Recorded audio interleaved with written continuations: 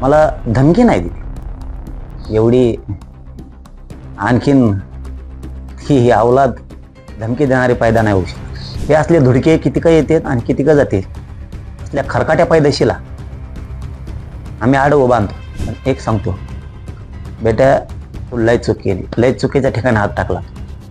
तू नेता म्हणूनच वागायला पाहिजे होतं. तू खूप चूक केली आता. दादा मला सांगा, तुमच्या हत्येचा कट आणि जीव मारण्याची धमकी देणाऱ्या 2 जणांना जालना पोलिसांनी ताब्यात घेतलेला आहे. त्यांची चौकशी सुरू आहे आणि या चौकशीमध्ये गंभीर प्रकारचे खुलासे समोर येताना दिसत आहेत. नेमकं झालेलं काय आहे, कशामुळे तुमच्या हत्येची ही सुपारी देण्यात आल्याची नेमकी माहिती तुम्हाला मिळालेली? त्याच्यात काय गंभीर खुलासे झाले आहेत काय मला माहित नाहीये. ते तपासाचा आणि चौकशीचा भाग आहे. जालना जिल्ह्याचे आमचे SP साहेब त्याच्यात पूर्ण लक्ष घालून आहेत आणि ते खोलापर्यंत जाणार आहेत याची आम्हाला 100% खात्री आहे. मला धमकी नाही दिली एवढी. आणखीन ही अवलाद धमकी देणारी पैदा नाही होऊ शकत. पण एक गोष्ट सत्य आहे आणि खरी पण आहे की हे खूप मोठं षडयंत्र कट रचला गेला. त्याला काय म्हणायचं, समजा हत्येचा, खुनाचा किंवा काय घातपाताचा का जे काय असेल ते केलं गेलं. एका नीच वृत्तीनं ही कट रचलाय, घाट घातलाय. असल्या पैदाशीला मी नाही घेणार.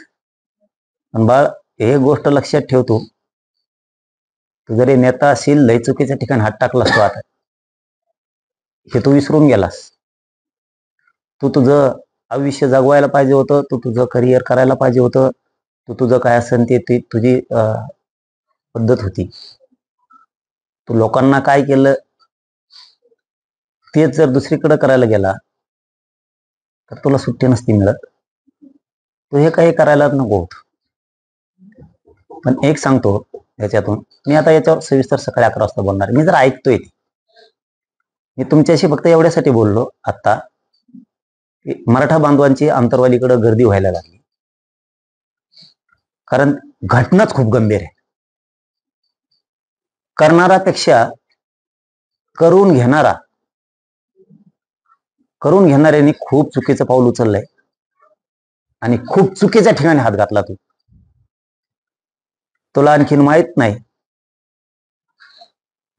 मी सुद्धा पाणी पाजू शकतो. मी क्षत्रिय कुळात वाढलोय.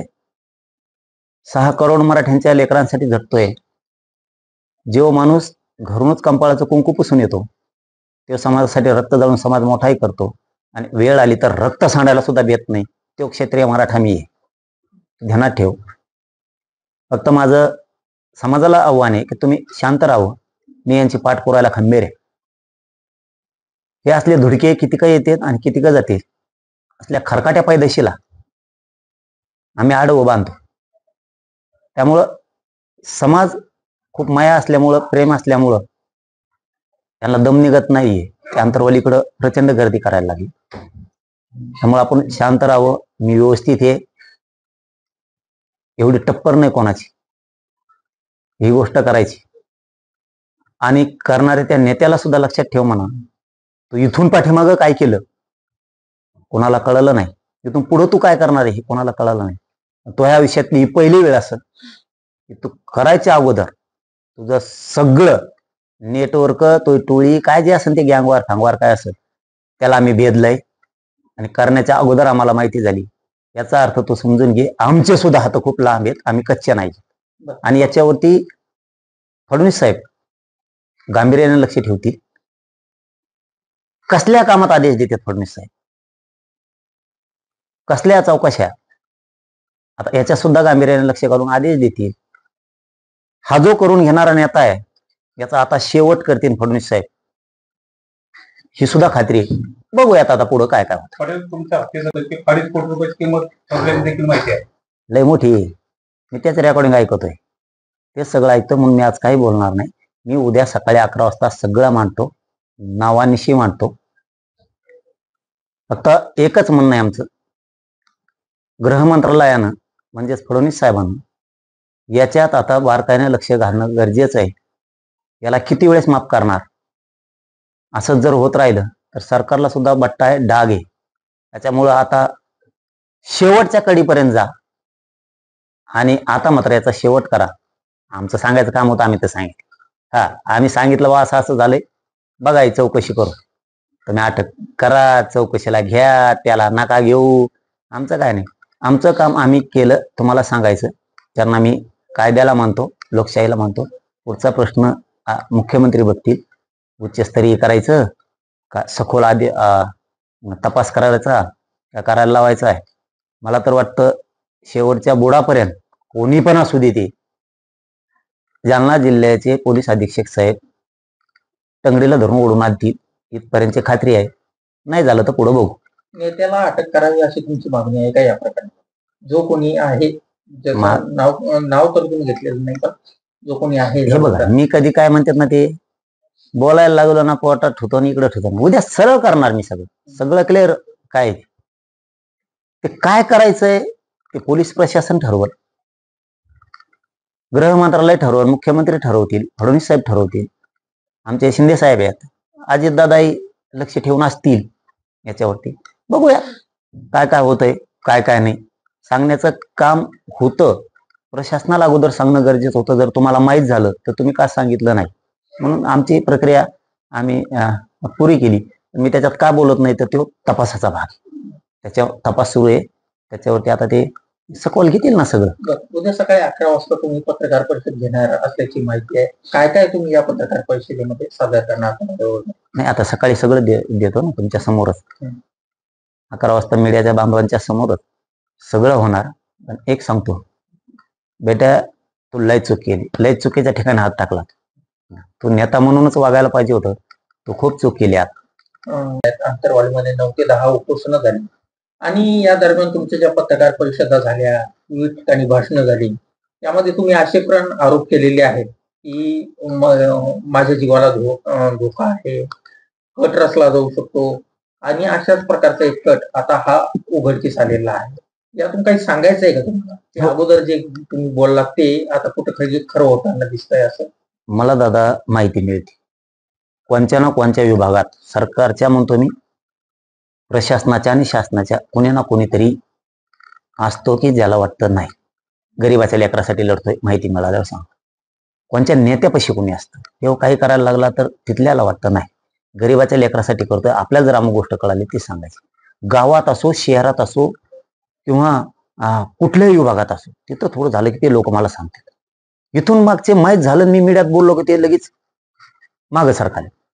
आता हे असं शिजून ठेवलंय खूप. पण आता हे सगळेच येणार आहेत, यांना सुट्टी नाही. आता सुरुवात झाली, आता सुट्टी नाही. ते सगळेच यायला लागले आता हळूहळू. केले, करायला गेले उलशेकासाठी, पैशा पाण्याच्या आशासाठी करायला गेले. त्यांना काय माहित इतकं ही होईल म्हणून. असे बरेच आहेत आमच्या. ह्यो कार्यकर्ता फोड, त्यो फोड, ह्या नेत्याच्या बाजूने पत्रकार परिषद घे, याच्या गाडीत हिंड, तिकडं भाषण कर, किंवा असे काही रचो. आता त्यांचे डोळे उघडते. आपण आपलं संसार, आपण आपलं कष्ट करावं, आपण आपली सुखाने भाकर खावा. कोणत्या नेत्याचं ऐकून आपण उगाच जरांगे पाटलावरती आरोप करत बसायचं किंवा त्यांचं काही नसताना द्यायचं आणि हे आपल्या अंगलोट येतं तर आपला संसार बर्बाद होतोय. आता इथून पुढे जे जे आहेत ना त्यांचे डोळे उघडणार आहेत बघा. आता हे ज्या गोळा केलेल्या टीम आहेत राजकीय नेत्यांनी, त्या सगळ्या उद्ध्वस्त होणार नाही, त्या सगळ्या जेलात चढणार आहेत. आता नसता त्यांनी शान व्हावं, आपली सुखाची भाकर, सुखाचा संसार मोठा करावा आणि आपण आपलं काम करावं. ह्या भानगडीत त्यांनी पडू नये. माझा सल्ला आहे त्यांना की तुम्ही त्यांच्या आमिषापोटी 10-5 रुपयासाठी जर काही करायला जाताल तर आयुष्याला मुक्ताल आयुष्यभर जेलमध्ये सोडून राहावं लागणार आहे. त्याच्यापेक्षा तुम्ही उगाच त्यांच्या नादी लागून पुढच्या टोळ्या टीमा जमलेल्या सुधरायला चान्स आहे. सुधरा, माया वाटावर येऊ नका. बरं, पोलीस अधीक्षकांकडून त्यांनी ताब्यात घेतलेले आहे, यामध्ये तुमचा सुद्धा एक जुना सहकारी आहे. काय नेमकं कारण आहे की तुमचा सहकारीच तुमच्या विरोधात जातो आणि अशा प्रकारचं कृत्य तो करू शकतो? मला बाकीचं काही माहित नाही. मला फक्त एवढंच माहिती आहे, करून घेणारा आणि त्याच्याबद्दलची भूमिका उद्या काय असल नसल आता ते सगळं पोलीस बघतील. ही खूप मोठी साखळी आहे, लहान नाही आहे. तुम्हाला वाटतं इतकं साधन आहे, गंभीर प्रकरण आहे. हे खूप मोठा डाव आणि कट आहे. हे काय एक दोन असं नाही, ही खूप मोठी साखळी आहे. यांचं कामच आहे, एखादा जर शरण नाही आला तर त्याला बदनाम करायचं. मग बदनाम करण्यासाठी कोणाला पत्रकार परिषदा घ्यायला लावा, कोणाला खोटे व्हिडिओ बनवायला लावा, कोणाला खोट्या त्या रेकॉर्डिंग तयार करायला लावा, ते टाक. पण स्वच्छ मनानं सच्च्या मराठा समाजासाठी काम केलं नाही, प्रामाणिक केलं. म्हणून आता हे काहीतरी डाग लावायचा हितकुटाने करायचे, पण हे कधीच यशस्वी होऊ देणार बी नाही. आणि हे नियतीला मान्य पण नाही की तुम्ही चांगलं काम करणाऱ्याला अशा स्वरूपाचं बदनाम कराल. समाज माझा एवढा येडा नाही की तुम्ही खोटे नाटे आरोप करणार किंवा खोटं नाटं ही करणार. यांना काही सापडणार नाही ते तसलं, ते काही सापडणार बाकीचं.